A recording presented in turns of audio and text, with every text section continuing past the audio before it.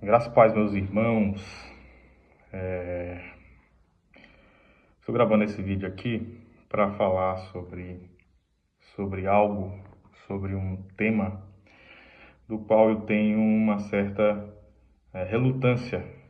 Sempre me abstenho de falar certas coisas, principalmente quando eu vejo que isso tem a ver com tragédias, dramas particulares, feridas que envolvem a alma, né, de um irmão.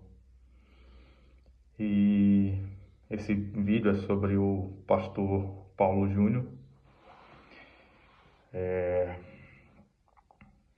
Eu estava lendo um livro mais cedo e a minha memória me acendeu, né, repentinamente a imagem do pastor Paulo Júnior, o que me motivou a entrar no YouTube rapidamente e pesquisar seu nome. E ali eu vi muitos vídeos de pessoas falando sobre ele, né?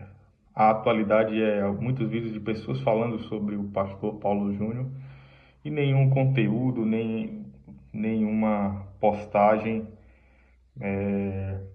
dele, precisamente, né? Sobre ele mesmo, exceto o último vídeo, né? Que foi publicado por ele, que é sobre aquele reconhecimento de incapacidade de continuar, né, com seu ministério na Aliança do Calvário e dos rumos da sua vida a partir de então. E eu cometi o pecado com a minha própria alma e acredito que com o Senhor também, de assistir um pouco de alguns vídeos das pessoas falando sobre, e eu percebi que o conteúdo desses vídeos, que a intenção e a motivação desses vídeos se fundava em algo que eu considero muito triste, né? Muito triste no nosso meio, que é a falta de amor à alma dos irmãos.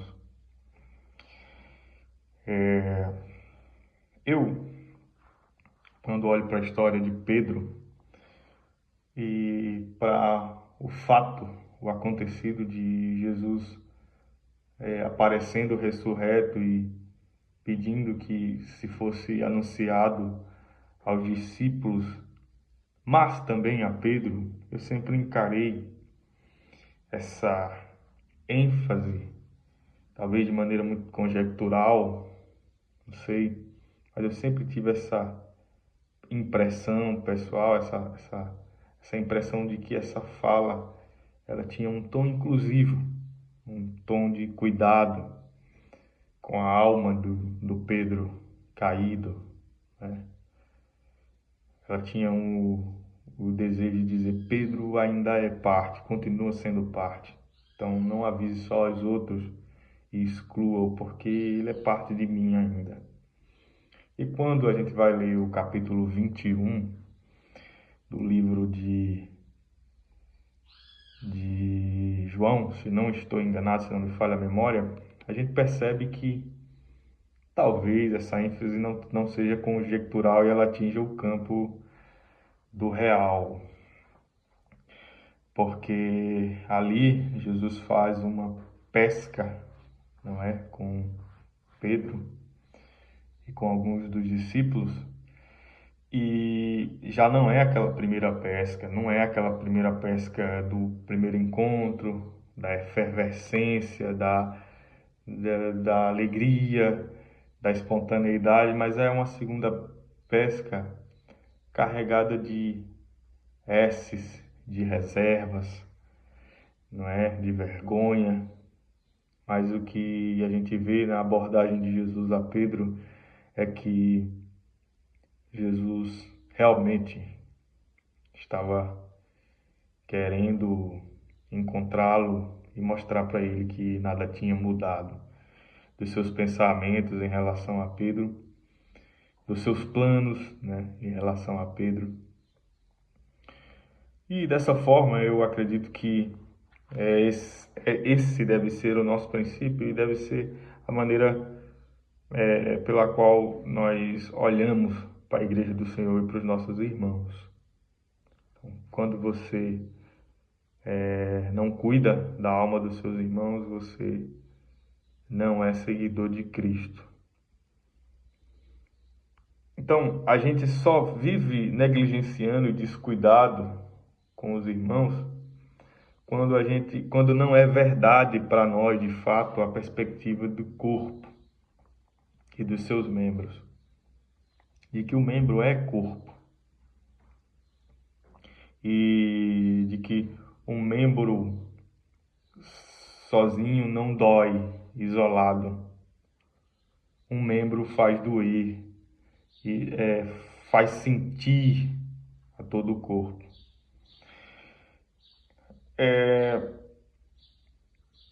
Eu, ao assistir alguns vídeos, eu vou nomeá-los aqui, Fuxico Gospel, tem um outro cidadão lá, que eu não sei o nome dele, um cara de um cabelo alisado lá, que esqueci o nome dele agora, tem um outro que é Zion, não sei como é que chama.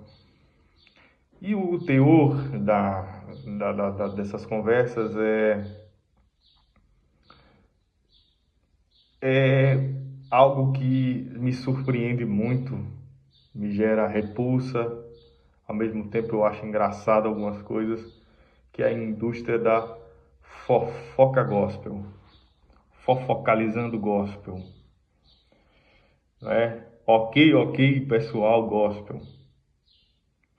Muitos desses cidadãos, eles até se apresentam como aqueles que querem trazer luz para as pessoas que estão equivocadas no meio da igreja, que estão enganadas no meio da igreja, quando na verdade eles são tão... Se o universo gospel é abjeto como é deplorável, é desprezível como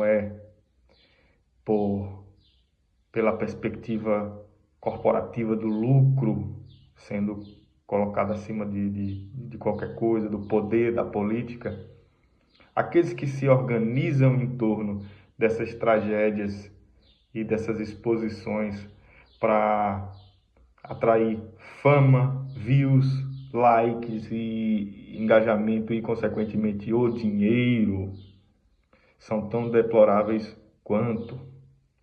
Porque no meio dessa guerra de exposição de misérias e tragédias, views, likes e dinheiro, eles atingem quem não é igreja, quem é igreja, e não existe nenhum tipo de critério. O objetivo é juízos, vaticínios, julgamentos e conclusões. Eu tive o desprazer de assistir um vídeo onde um indivíduo, fuxico gospel, cheio de ironias, perversidade, maldade na sua fala, coloca situações, investiga que o pastor ainda é titular, presidente no CNPJ da Aliança do Calvário, e diz que o pastor está em Goiânia fazendo tratamentos, inclusive na parte emocional, porque a falta do poder está afetando a alma o emocional do pastor. Quer dizer, juízos, vaticínios, conclusões maldosas, perversas. Então, a primeira coisa que eu quero dizer para os senhores é que os senhores não se diferenciam da tragédia do mundo gospel, da indústria do gospel. Os senhores são parte dela. Os senhores são o ok, pessoal gospel, que para mim não encontra fuxico gospel. Gospel significa evangelho. Evangelho e fuxico, que é fofoca, que é maledicência, são antíteses, são contrários, não se misturam. Pode se misturar novamente, com a indústria que se apresentou do início dos anos 2000 para cá, final de 90, 2000 para cá, do gospel line, dos programas gospel, da TV gospel e etc. Pode encontrar lugar nesse tipo de indústria. Acho que até um fofocalizando gospel, que reunisse todos os senhores, poderia, de fato, encontrar lugar. O Evangelho de Cristo, não. E o que me deixa perplexo é que tem muito pastor dando entrevista para esses caras, muito pastor dando palco, muito pastor alimentando esse tipo de situação que eu acho terrível, sabe? Acho terrível. E tem muitos deles que também alimentam fora do interesse pecuniário na situação. Ainda há o fato de serem, de serem pessoas reprovadas que são feridas pela pregação honesta do Evangelho. Então, qualquer tipo de pregador ou pregação honesta do Evangelho que já tenham despedaçado o seu eu como pecadores que são e que não querem um arrependimento, talvez a queda de um agente do Evangelho ou a tragédia dele seja um prato, porque são abutres, como diz o Evangelho de Mateus, no capítulo 24, onde estão os cadáveres, ali circundam os abutres. Então, os senhores são abutres, certo? Não tem outra palavra para dizer para os senhores que vivem desse tipo de conteúdo. E aí, a minha mensagem preocupada é com a igreja. Você que é de fato igreja, você que ama a igreja, porque esses tais não amam, e são assim porque não amam. Você que ama a igreja, você que se indigna com o pecado, com a falha de alguns líderes, com atitudes reprováveis, faça seu papel de cristão. Agir quando tiver que agir. A quem for reprovável, se reprove. A quem for devido cuidado, que se cuide. Mas não alimente esse tipo de tragédia, porque isso não tem parte com o conteúdo dos evangelhos, com o conteúdo da escritura. Isso não encontra lugar, certo? Então, assim, eu não sou influencer. Senti vontade de gravar esse vídeo aqui e colocar no YouTube. Se uma pessoa assistiu, eu fico muito satisfeito. Se essa pessoa que assistir, se eu conseguir que ela reflita sobre a verdade de pôr em exercício, de admitir na consciência, no espírito, como verdade, a perspectiva de corpo, e que você não alimente onde você estiver fofocas, maledicências e crimes contra a alma dos irmãos. E aqui eu não estou, através desse vídeo, também negando alguma conduta do pastor Paulo Júnior, algo que o desqualifique. A própria igreja a qual ele fazia parte tratou dessa situação. Eu confio na seriedade desse processo. O próprio pastor veio a público com muita honestidade, muita dignidade e deu início ao processo que eu não sei até onde culminou, não sei se ele procurou especificamente as pessoas. Acredito que quando você entra num processo, você dá início, quem está te conduzindo nesse processo, os pastores que estão cuidando dele, provavelmente chegaram a algum tipo de instrução de, agora você tem que procurar esse, procurar aquele. Então as vítimas, até vítimas entre aspas, ou vítimas reais, não sei, que foram ouvidas e que foram apresentadas por muitos desses portais, sites e canais, não pense que vocês estão cuidados, vocês estão recebendo atenção, vocês são um objeto. para gerar conteúdo para quem quer promover tragédia. E aí, a pessoa que foi ferida pelo irmão na perspectiva cristã, certo? Não estou falando na perspectiva mundana do ofendido, não. Perspectiva mundana do ofendido, o cara vai para a justiça, vai pro pau, vai pro tiro, vai, enfim. A perspectiva do ofendido enquanto cristão é o seguinte: a maturidade, eu como ofendido não posso me colocar na condição de ofendido.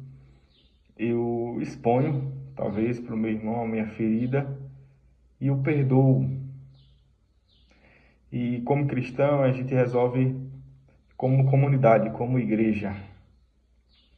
Certo? A função, a postura de um cristão é: pecou contra o irmão, arrependa-se e vá até seu irmão e restitua-o. A perspectiva do cristão ofendido é: não preciso que o irmão me procure para perdoá-lo.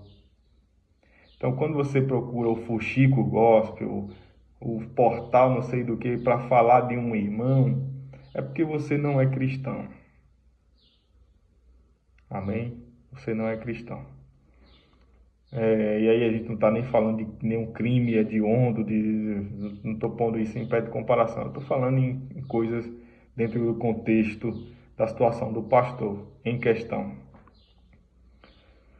O que eu tenho a dizer é o seguinte: vamos orar. Orar pelo irmão, orar para que ele,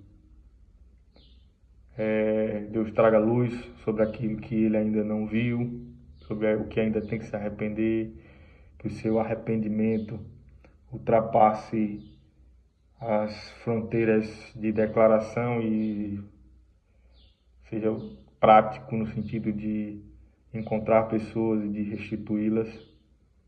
E a gente não sabe se isso acontece ou se não está acontecendo, e aqui eu não sou produtor de vaticínios. Mas também termino dizendo que o Paulo Júnior nunca disse nenhuma mentira em nenhuma pregação, em nenhum dos seus ensinos. Foi um portador de verdades do Evangelho de Cristo, um pregador de verdades. Então, um irmão que foi abatido, né, que pecou, que teve sua tragédia exposta aí e tudo, mas que não mentiu. E talvez muitas dessas perseguições e ataques aconteçam por quem ama a mentira. E quem ama a mentira não suporta a verdade. Amém? Deus abençoe você.